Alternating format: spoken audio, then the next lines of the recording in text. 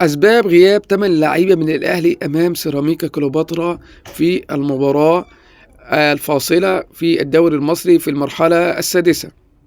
أوضح مصدر خاص في النادي الأهلي أن قائمة المدرب عماد النحاس أمام سيراميكا شهدت غياب 8 لاعبين لأسباب تتنوع بين الإصابة ووجهة النظر الفنية، حيث يحل الأهلي ضيفا على سيراميكا كليوباترا غدا الثلاثاء 13/5/2025 الساعة 5 مساء على استاد المقاولين العرب، في مباراة تجمع بين الطرفين ضمن الجولة السادسة من المرحلة الأخيرة في منافسات الدوري المصري.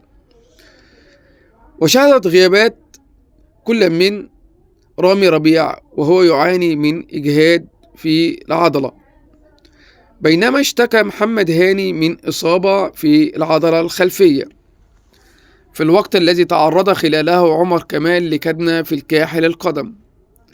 وتستمر إصابات الثلاثي محمد عبد الله وكريم الدبيس ويحيى عطية الله، حيث محمد عبد الله اتصاب في منتخب مصر للشباب تحت 20 سنة.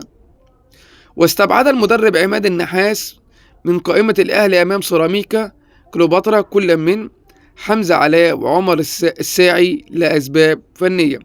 ضم غيابات نادي الأهلي إن شاء الله بكرة أمام سيراميكا كليوباترا اللي هو رامي ربيعة ومحمد هاني وعمر كمال ومحمد عبد الله وكريم الدبيس ويحيى عطية الله وحمزة علاء وعمر الساعي. قل لي توقعاتك في مباراة بكرة بين سيراميكا والنادي الأهلي في التعليقات. لو عجبك الفيديو دوس لايك واشترك في القناة ليوصلك كل جديد. السلام عليكم.